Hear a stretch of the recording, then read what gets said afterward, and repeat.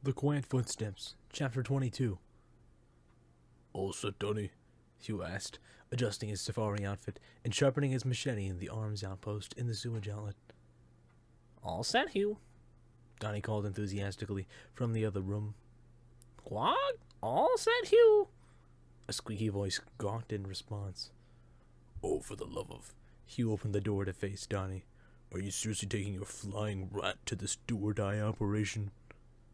Who, Zags? Donnie questioned, wiping the dirt off of a grimy gray bird, whose feathers varied in size and hue from its natural white, sporting a jet-black beak. A knock on the door emanated not far from them. We're gonna need eyes out there. Zags and I will help you out. Squad, I will help you out. The bird mimed as the door opened behind them to reveal Mariah underneath Hugh's sun hat. Recon bird, huh? Mariah inquired. It'll be quite useful. Even it looks like you found it in the trash. I did, Donnie confirmed confidently, chin up. Zags and I have been best friends since I was 5. Sure, he's a little beat up, but we're gonna need that intel. Trust me, you'll find him very useful. So are you guys ready? Mariah asked, warming up a bit, leaning against the doorframe. We leave in 30 minutes. Ready as ever. We'll meet you at the sewer exit. Donnie explained, petting Zags behind the ears eagerly, and Mariah gleefully shut the door behind them, nodding in confirmation. Mariah walked the outpost like it was the last time she would.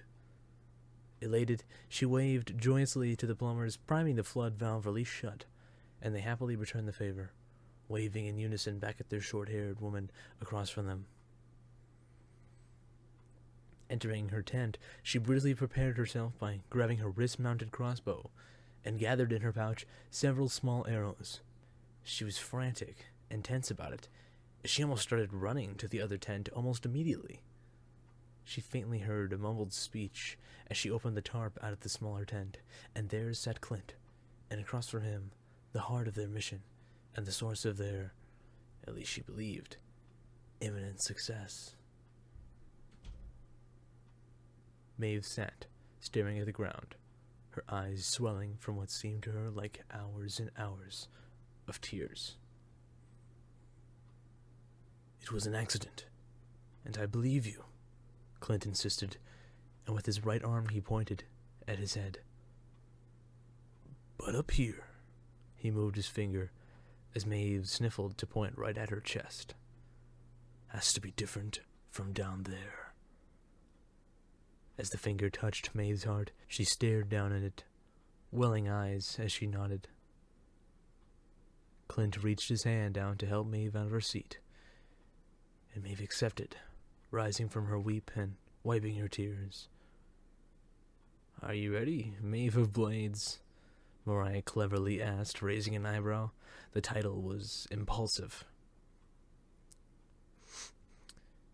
Ready. The enchanted forest gusts along with their inhabitants.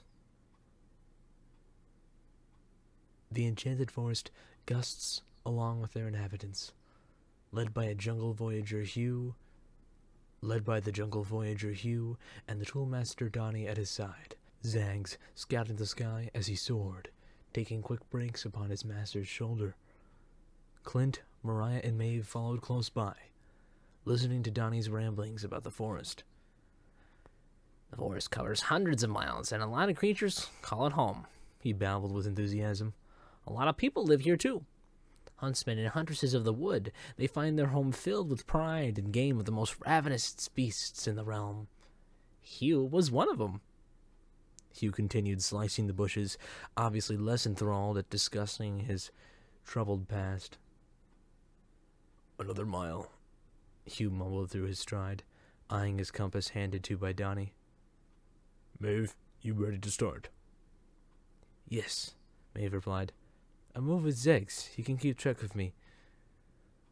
Go on, Zags, Donnie ordered at his shoulder, and the bird left off and followed the prowling little girl. Let him know when you're ready. Don't start without us, Clint raised his voice at the street runner, mounting onto the treetops like a swimming sea lion. Hugh halted his work, watching the girl bound off trees above him, and sighed as she faded from his vision. She's real fast.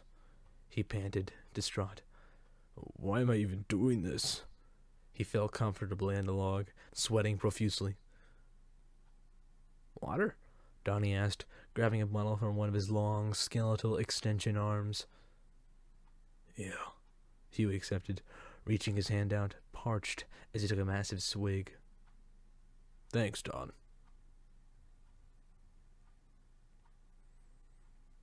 Crates moved at an insane speed along the conveyor belt in the center of the facility, holding armaments and provisions to take to their respective carriages for transport. The Resistance did not magically arm themselves, although their crystal experts may be working on that solution soon.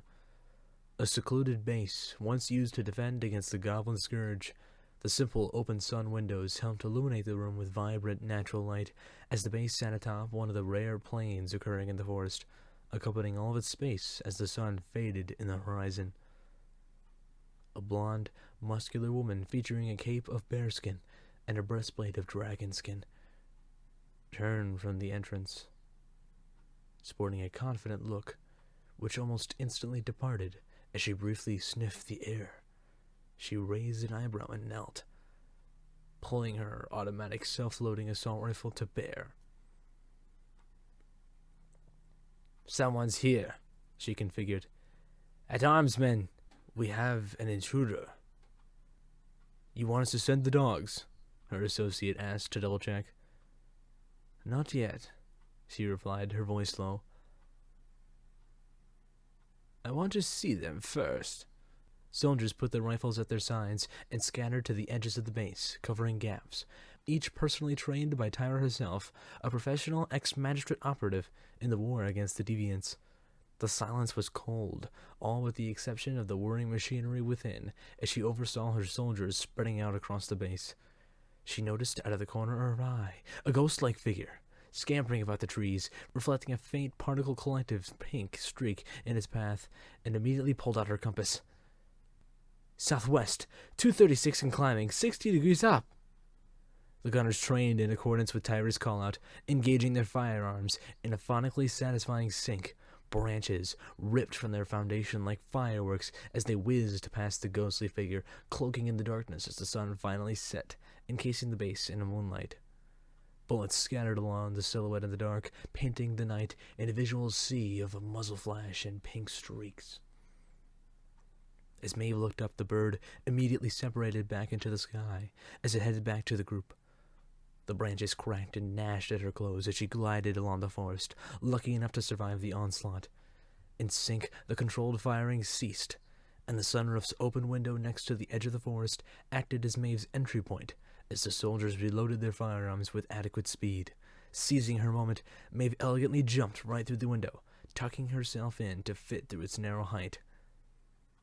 "Go, go, go!" Tyra barked, and the soldiers desperately breached into the base to chase the pink streak that compromised it, but not after Tyra snagged an unlucky private by his shirt collar. "Release the dogs.